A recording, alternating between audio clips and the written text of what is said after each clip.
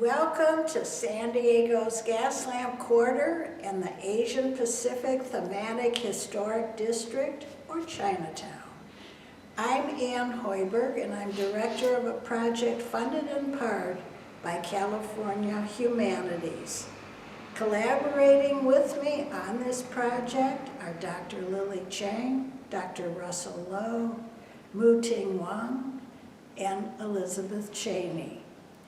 Now, in this area are 93 historic buildings, but there are also many stories of the women who lived in this area, women who helped people living in this area, and also women who tried to clean up the district, and those women who preserved and enriched this district. So I will be telling the stories of these women who are very much a part of this area of historic jewels. So to begin with, we are standing inside the San Diego Chinese Historical Museum. Historically, after the Mexican-American War ended in 1848, Alta California, including San Diego, became part of the United States. And in September of 1850, California achieved statehood. At that time, the center of San Diego, or Old Town, was located near the Presidio Fort and the San Diego River at the tip of Mission Valley. And it had a population of 798 Native Americans, Mexicans, and possibly 200 settlers. Changing the location of San Diego to the current downtown area occurred twice. The first time in 1850, which failed, and the second time in 1867, which was very successful. A section of the new town from 1867 included the 16.5 blocks of the Gaslamp Quarter that encompassed parts of the 8-block Chinatown and the infamous Stingray or Red Light District. Chinese settlers arrived in San Diego and at all of the Chinatowns in California, but San Francisco became the major entry point for thousands of Chinese workers who came to California to mine for gold in the late 1840s and to construct the Transcontinental Railroad from 1863 to 1869.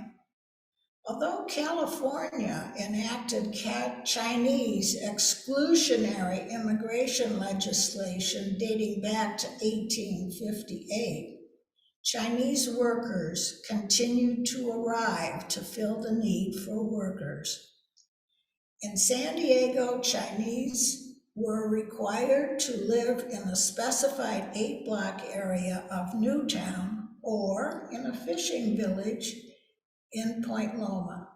Chinese fishermen from Chinatown or Point Loma supplied the community with fresh fish, especially abalone, beginning in the 1860s.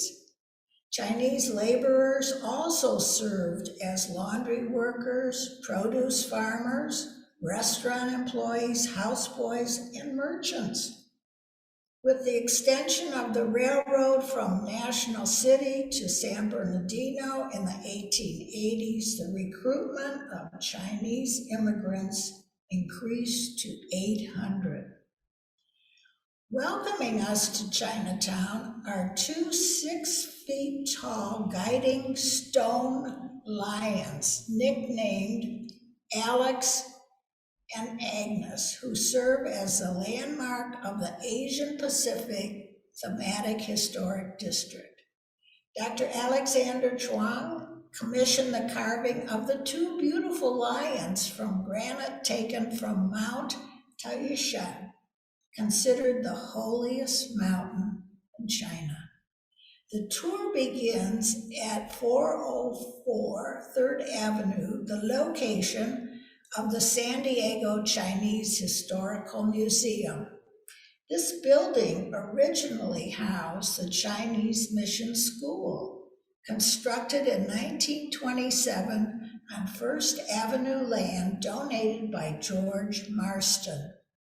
Beginning in 1885, Chinese immigrants attended Sunday school and English classes at the first Chinese Mission School in a rented house at 13th and F Streets, followed by the school's relocation in 1901 to First Avenue near Chinatown. Margaret Fanton started teaching Sunday school at the Mission School in 1907 and became its superintendent in 1911. She not only taught Sunday school and English classes, but she also became Chinatown's first social worker, and this was long before agencies existed to offer services to those in need. For almost 40 years, Mother Fanton provided aid as well as immigration assistance to the Chinese living in the hovels and shacks of restricted Chinatown. In 1925, Margaret traveled to China, bringing messages to families there from Chinatown relatives. When she returned, she helped raise funds to construct the Chinese Mission School and an 18-room dormitory while resuming her teaching and social welfare work. Because of ill health, she resigned from the Mission School in 1935, although she continued to serve the Chinese until her death. Now, Dorothy Hom was a co-founder of the San Diego Chinese Historical Museum. Now, during the beginning of the renovation of the Gaslamp Quarter in Chinatown in the mid-1970s, members of the Chinese community voiced concern about the possible demolition of many Chinese historic buildings, especially the Chinese Mission School. Dorothy Hom, Sally Wong-Avery, and former City Councilman Tom Hom, Dorothy's husband, launched a campaign to rescue the building from demolition. The Chinese Historical Society of Greater San Diego and Baja California came to the rescue, and they managed to save the building. And they arranged for its location to 404 3rd Avenue as the San Diego Chinese Historical Museum. Dorothy and Sally also co-founded the museum that opened in 1987. Dorothy worked to save more than 20 historic Chinese buildings through the establishment of the Gaslamp Quarter District, the Chinese Historical Society of San Diego, and San Diego City Historic City Board. Dorothy grew up in Honolulu, Hawaii, and moved to San Diego in 1950 at the age of 18. She met her husband, Tom Hom, soon after, and they remained married for 48 years until she passed away. The other co-founder of the San Diego Chinese Historical Museum was Sally Wong-Avery. Sally was born in Hong Kong and started Cantonese preschool when she was 3. In the 1950s, her family moved to North Borneo, where she attended St. Patrick's Secondary School. She then landed in California, graduated from San Diego High, Mesa College, and UC San Diego. After completing her doctorate at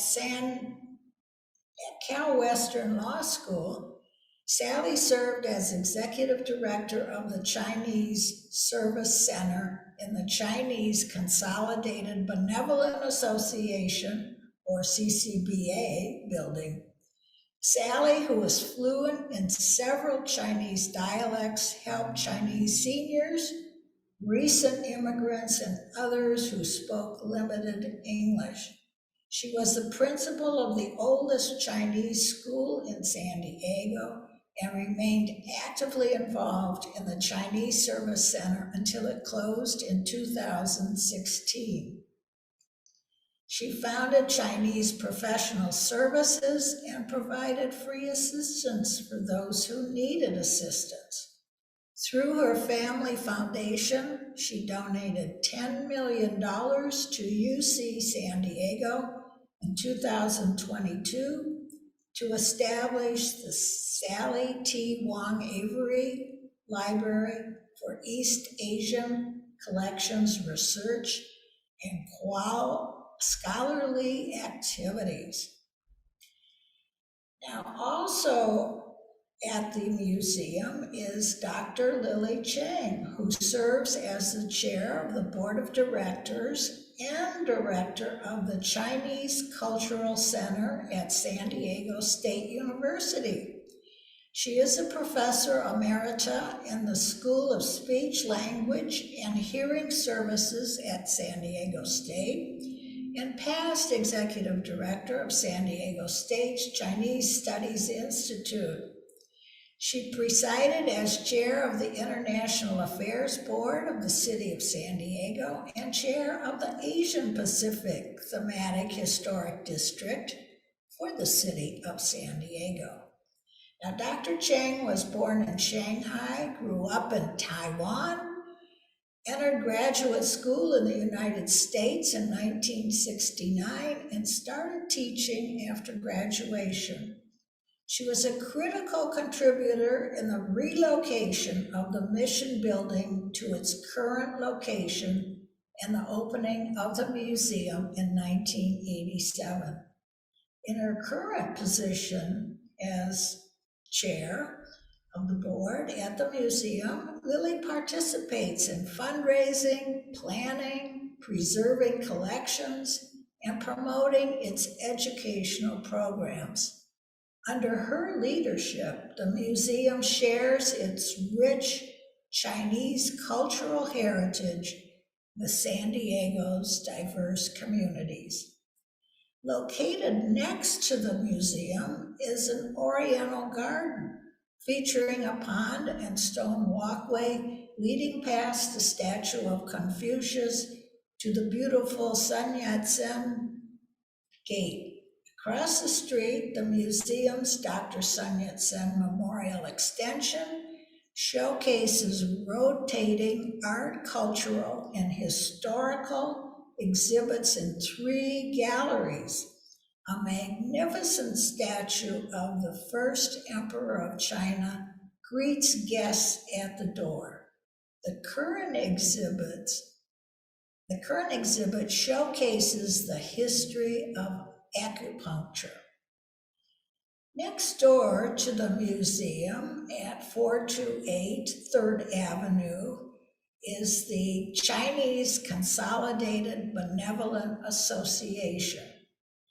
After this 2-story building was constructed in 1911, it hosted the Japantown, which helped to plot the 1912 Sun Yat-sen's revolution in China. Beginning in 1920, the CCBA occupied the building and provided support, guidance, and aid to Chinese workers in solving issues related to immigration, labor, and housing. Every year, the CCBA celebrates the Lunar New Year by sponsoring the Chinese New Year Festival on the street in front of the building. The first woman to serve as president of the CCBA was Sally Wong-Avery. Another extraordinary contributor to the history of San Diego's Chinatown is Cindy Quinn Sue, the great-granddaughter of Ah Quinn and Ah Soo Leung Quinn. Cindy conducted extensive research about the lives of the first family of San Diego's Chinatown and their descendants. She has been interested in collecting ancestral data since her elementary school days. As she grew older, she interviewed family members, visited National Archives in Riverside and San Bruno, and researched genealogy documents through Ancestry and FamilySearch.org. And she even attended Chinese genealogic workshops. The results of her research are presented in a booklet, in this videotape, and in 2 other films of interviews with her. For one of her projects, she was instrumental in ensuring that many San Diego Chinese American World War II veterans received their Chinese American World War II Congressional Gold Medals. And we have a picture of Cindy with her father displaying his medals awarded during his World War II service in the U.S. Army. For her professional career of 38 years, Cindy served as an analyst for MCAS El Toro, Western Regional Commissary Agency, and the Western Region U.S. Citizenship and Immigration Service. Across the street from the museum and the CCBA building is the Quinn Produce Building. Constructed in 1888, the Quinn Produce Building was transported on a flatbed by 4 horses to its current location at 431 3rd Avenue. The building was later renovated by Cindy's father, Alan Quinn, in the 1940s. The Ah Quinn family lived in a residence at 445 3rd Avenue next to the produce business, although the house was later replaced with an addition to the hotel. In 1881, Ah Quinn became a Chinese labor contractor to oversee the welfare of Chinese immigrants he recruited to work on the railroad from National City to San Bernardino. In addition to the Quinn Produce Company, Ah Quinn established a Chinese goods store, a produce farm, and a restaurant, while engaging in real estate investments that supported his wife, Ah Soo, and their 12 children. Ah Quinn was considered by many as the mayor of San Diego's Chinatown. Now, the mother of San Diego's Chinatown is his wife, Ah Soo. In 1878, 16-year-old Ah Soo Leung left China on a ship and arrived 26 days later in San Francisco's Chinatown. She lived in a private home, providing childcare and domestic services. After being rescued from the servitude of 4 months and a severed engagement, she was accepted in the Presbyterian Mission Home where Margaret Culbertson served as superintendent. During her 30 months at the mission home, Ah Soo attended classes to learn English and to learn how to cook and sew. Her Bible studies program introduced her to Christianity, followed by her baptism into the Presbyterian faith.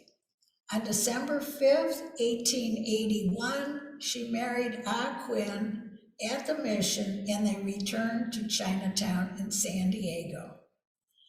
In 1911, Walter Bellin, an inspector from the health department, asked Ah Soo to help him clean up the unsanitary and unhealthy dwellings and businesses in Chinatown.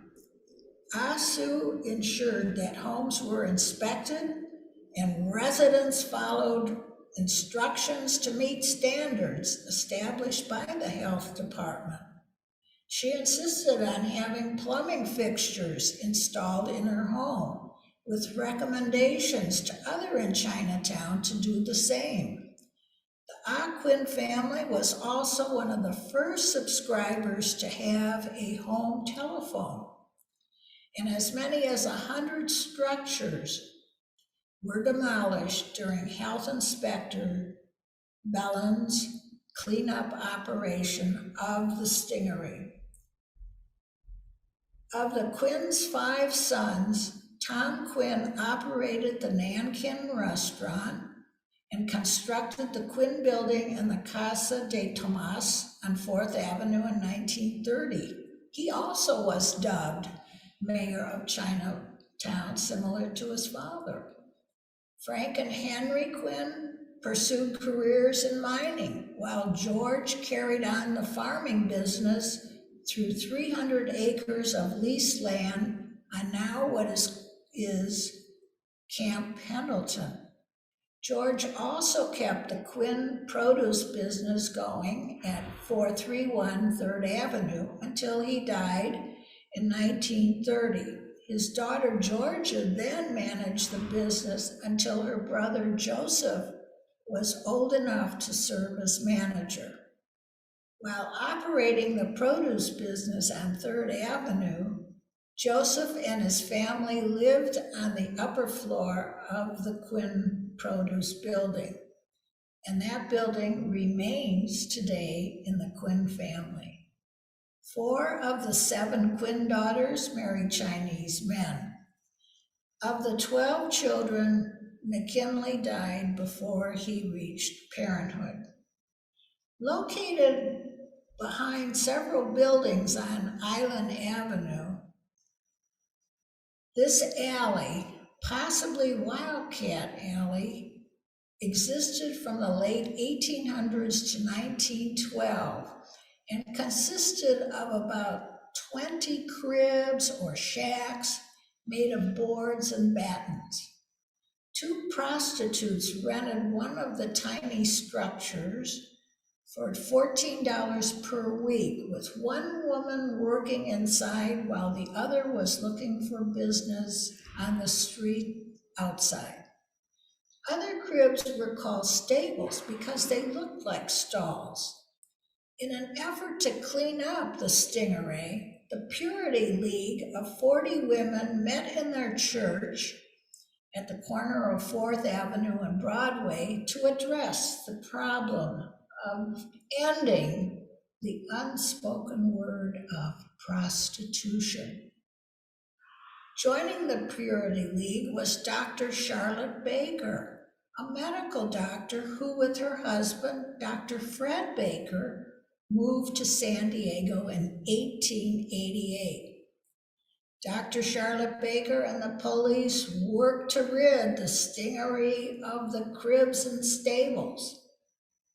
Dr. Baker urged the demolition of these compounds of small structures for medical reasons to prevent the spread of venereal disease. The Purity League that I mentioned earlier demanded the official disclosure of the stingery in preparation for the Panama, California Exposition of 1915 to 1916 in Balboa Park. The image of San Diego was also at stake as a consequence of the stingery's reputation and the news of vigilantes' actions. In 1912, a stingery resulted in the arrest of 138 prostitutes who were given the choice of leaving town or going to jail. Law enforcement officials also destroyed other compounds of cribs and stables, as well as several opium dens in the stingery. In 1911, Dr. Baker served as president of the San Diego Equal Suffrage Association. She and a cadre of suffragists doggedly urged men throughout the county to vote for women's right to vote, which was an initiative on the October 10th ballot. Almost 250,000 men voted throughout California, with the results granting women the right to vote. And California became the 6th state in favor of women's suffrage. Dr. Baker was one of the most accomplished women in San Diego. She served as the first woman president of the San Diego County Medical Society, president of the City Civil Service Commission, and honorary president of the YWCA. As a physician, Dr. Baker delivered more than 1,000 babies without the loss of a mother, a noteworthy result for that era. During Dr. Baker's medical career, complications of pregnancy or childbirth were the second leading causes of death among childbearing women in the United States. Other historic and new Chinese buildings are identified as a walking tour continues on 3rd and 4th Avenues of Chinatown.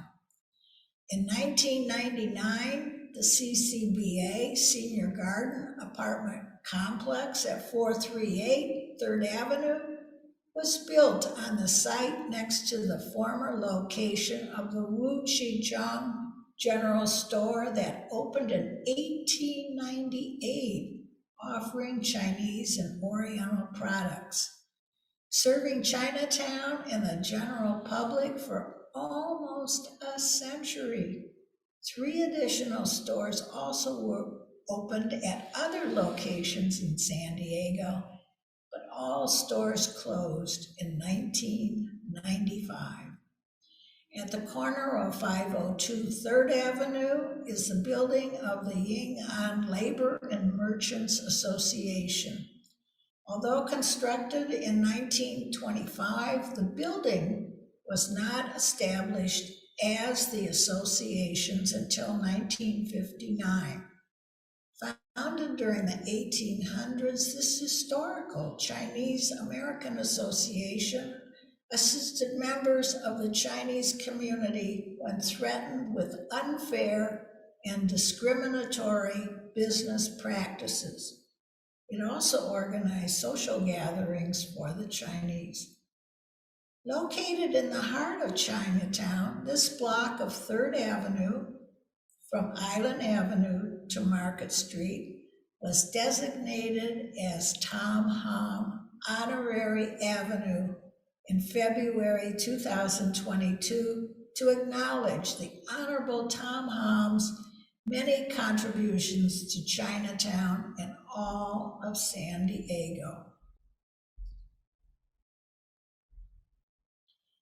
A short block away on 4th Avenue, we observe the Quinn Building and the Casa de Tomas addition constructed by Quinn's son, Tom Quinn, at 500 and 520 4th Avenue, respectively. Farther on 550 4th Avenue is the location of the office of a Chinese herbalist and later the Royal Pie Bakery. This building also housed the notorious Anchor Hotel on the 2nd floor that was shut down because of prostitution in 1935. Across Island Street at the corner of 4th Avenue is the Horton Grand Hotel, which originated as the Grand Hotel built in 1886 and the Brooklyn Hotel. Both buildings were torn down and reassembled to become the Horton Grand Hotel at 311 Island Street by Dan Pearson and Kit Goldman in 1986.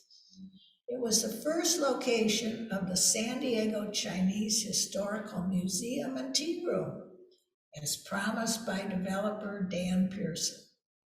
Wyatt Earp and his wife, in quotation marks, Josie, lived at the Brooklyn Hotel during the 1880s.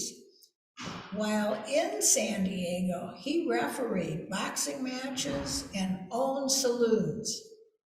With Josie's urging, a film about Wyatt's life, Field Marshal, was filmed after they moved to Hollywood in the 1920s. In addition to the numerous brothels in the district between the late 1800s and the early 1900s, 3 women were proprietors of upscale brothels in the Gaslamp Quarter and Stingery. These madams were Madam Ida Bailey, proprietor of the Canary Cottage at 530 4th Avenue, Madam Amy Goldstein and her Turf Club at the corner of J Street and 4th Avenue, and Madam Correra, proprietor of the Golden Poppy Hotel at 835 5th Avenue. Across the street from the Horton Grand Hotel is the Davis-Horton House and Gaslamp Museum, located at 410 Island Avenue. The history of the Davis-Horton House dates back to 1850 and centers on the story of Maria de Jesus Estudillo, who was married to a successful San Francisco developer, William Heath Davis. Maria hoped to encourage her husband to leave San Francisco and establish their home and his business endeavors in San Diego, where her uncle and his family lived in Old Town.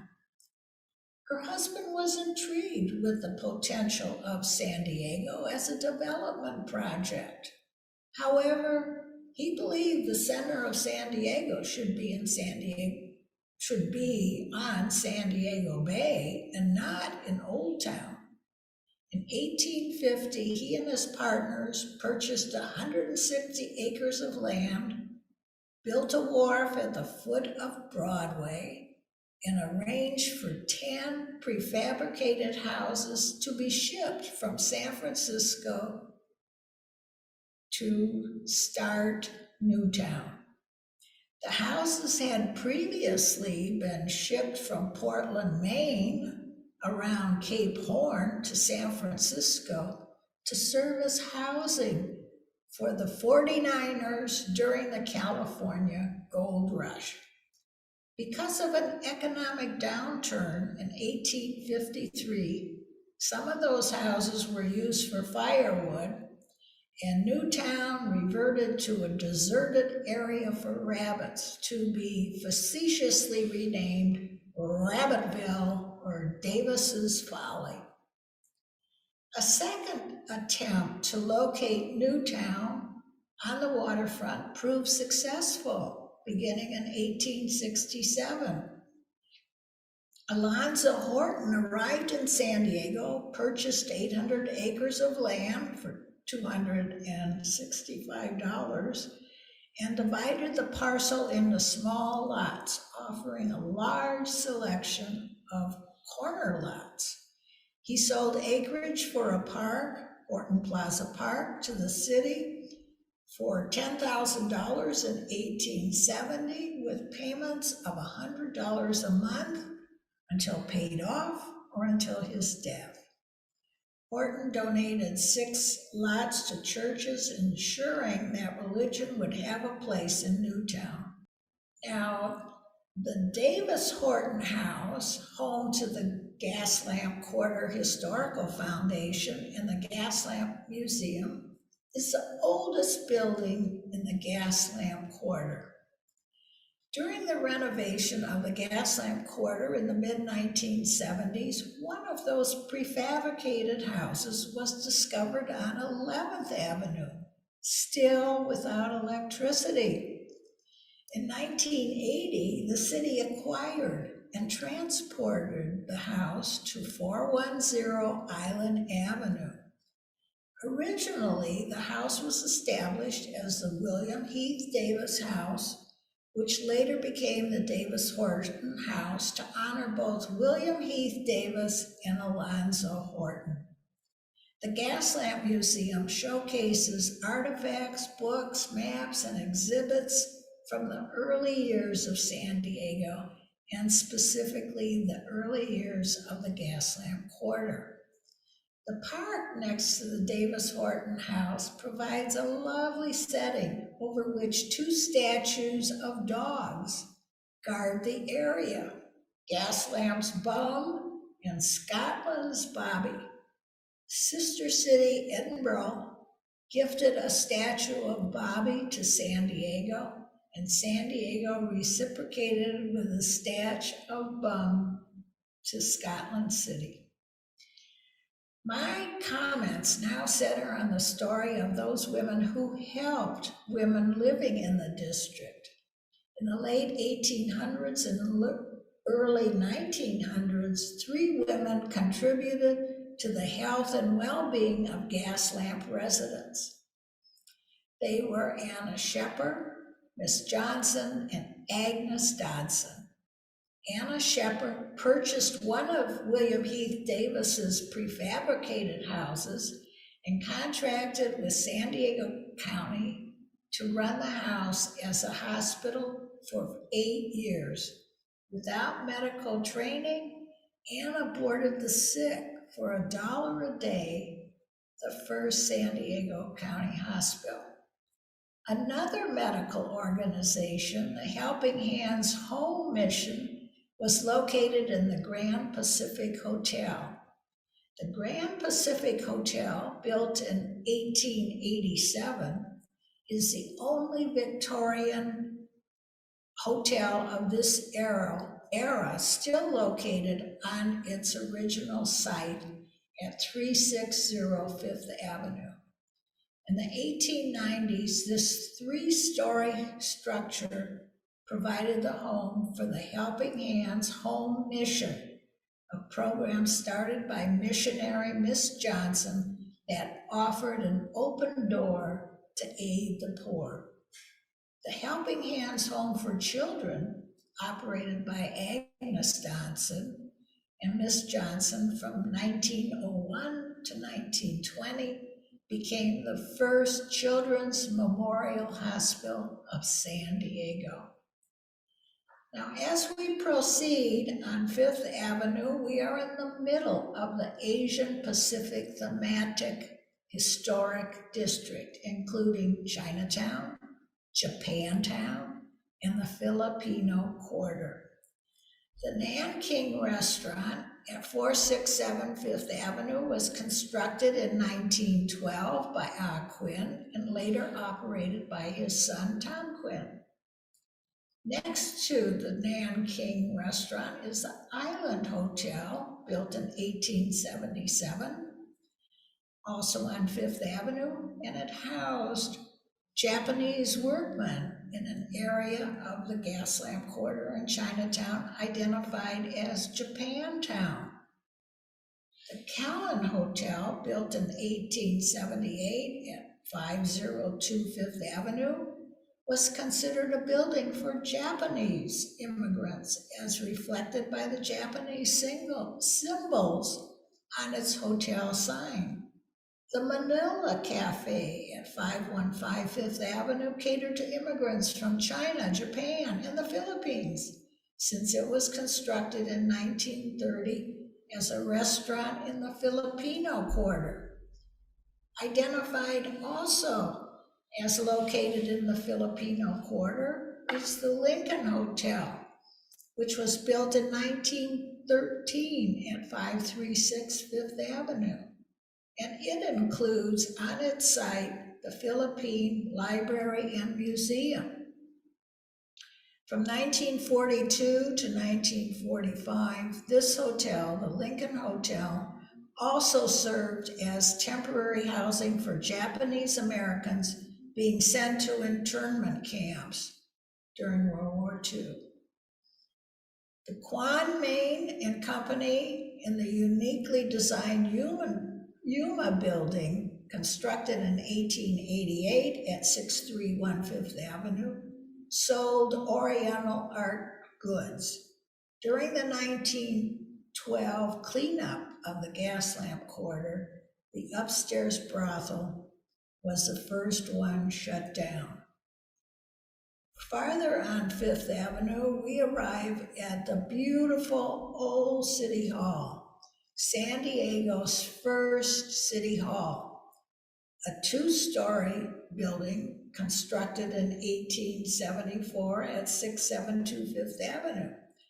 By 1891, 2 more stories had been added, which then included the library, city offices, and the police department.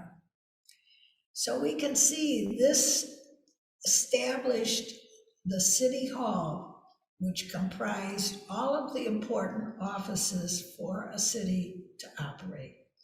Later, the library was relocated in Keating Building and the St. James Hotel. Resolved to procure a library building, Lydia Knapp Horton emphatically announced that the city library in its own building would become a reality.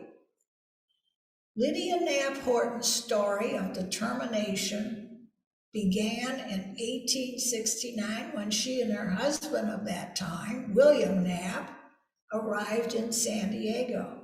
They had their small home constructed in Roseville, in Point Loma, the only home in Louis Rose's development. William served as the titled gauge keeper at the San Diego station, where he measured the tide twice a day. For entertainment, they rode horses to Old Town, where they socialized with the residents until most businesses and families moved to New Town. In 1872, the Knapps had their small frame home rafted across the bay from Point Loma and re-erected on a lot at Front and Ash in Newtown. After the government closed the San Diego tidal gauge station, William accepted a position in San Francisco, and the family moved to San Francisco in 1873. Homesick for her family, Lydia and her 2 sons traveled on a transcontinental train in 1877 back to Massachusetts, where she studied art and later supported her family with her artistic skills through teaching and the selling of her paintings. She was also active at church and club activities, including the Women's Suffrage Society and the local Women's Club. William died in 1885, leaving a small estate to Lydia and their sons. To settle up business affairs, Lydia returned to San Diego in November 1888. Accepted a position as an art instructor at the Southwest Institute and resumed many of her old friendships, including that of Alonzo Horton and his wife, Sarah, who had been married for almost 32 years. In 1889, Alonzo's wife died in a tragic carriage accident. A year and a half later, 47-year-old Lydia became the 5th wife of 77-year-old Alonzo. Lydia resumed her involvement in several civic activities, especially the Wednesday Club, one of 2,000 clubs in the nationwide General Federation of Women's Clubs.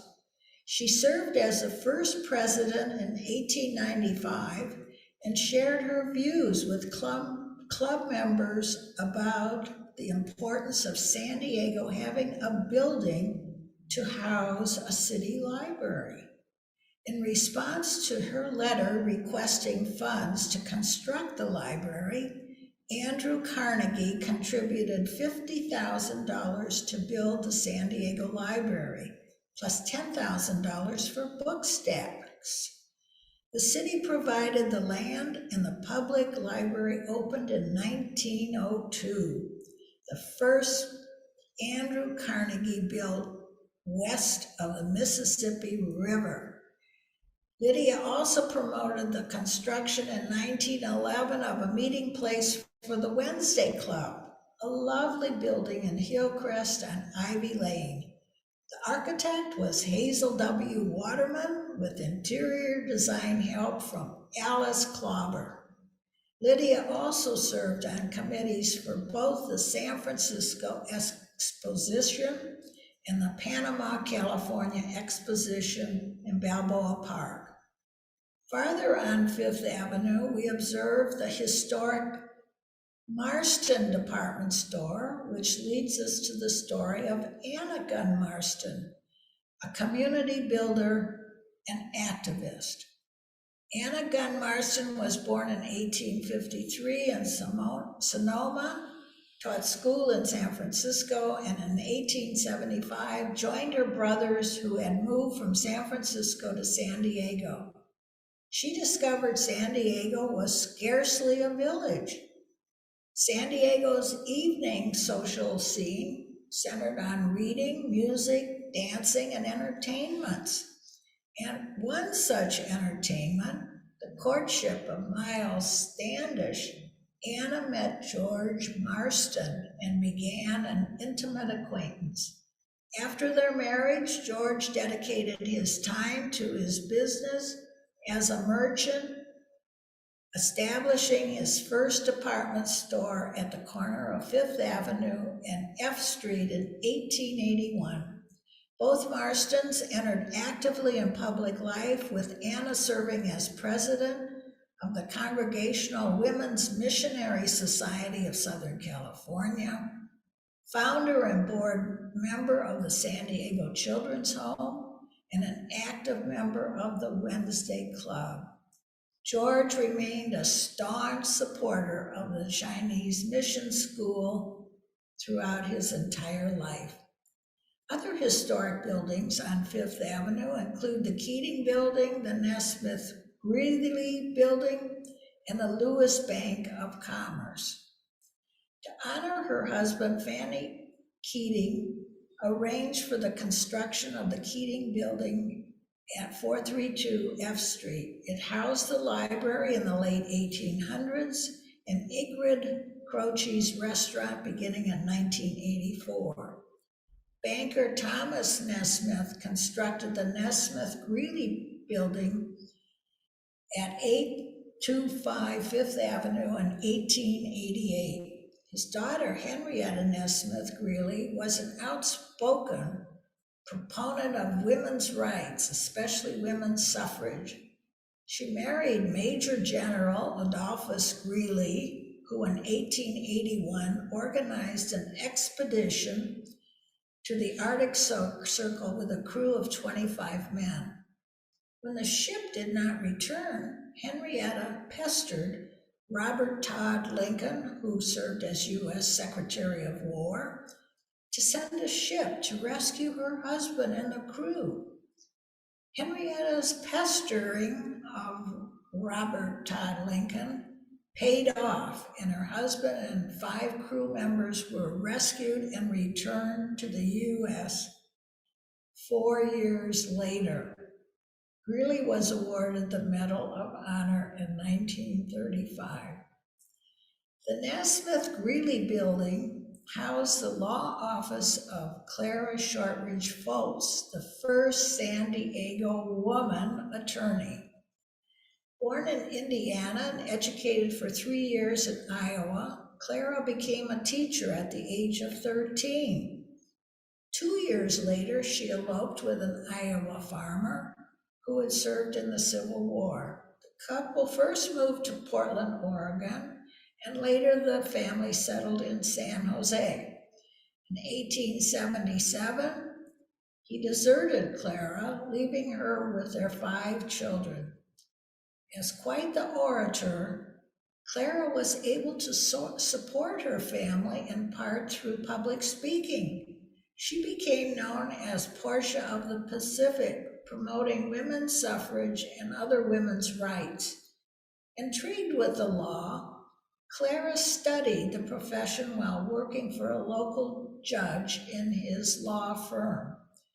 Both she and Laura de Force Gordon applied to Hastings School of Law, but were denied admission because women were not allowed.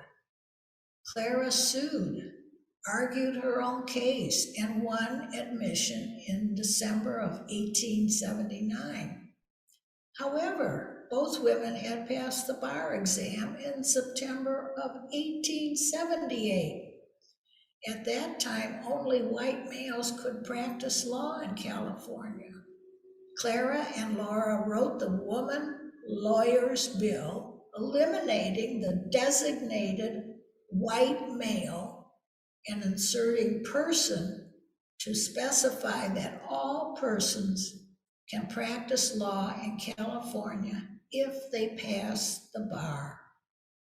The governor signed the bill into law. Clara was the first woman attorney in California. Now, in the late 1880s, Clara had a law office in the Nesmith Greeley building. She also founded and edited a daily newspaper, the San Diego Bee. At the Chicago World's Fair in 1893, she introduced her idea of the public defender, which supported at the Chicago's World Fair in 1893. Clara introduced her idea of the public defender, which supported the provision of assistance to indigent criminal defendants, a concept that resulted in the 1921 passage of the False Defender Bill in California and later enacted legislatively nationwide. At the age of 81, Clara entered the California's Republican gubernatorial primary and received a respectable number of votes, but she did not win enough to win the governorship of California.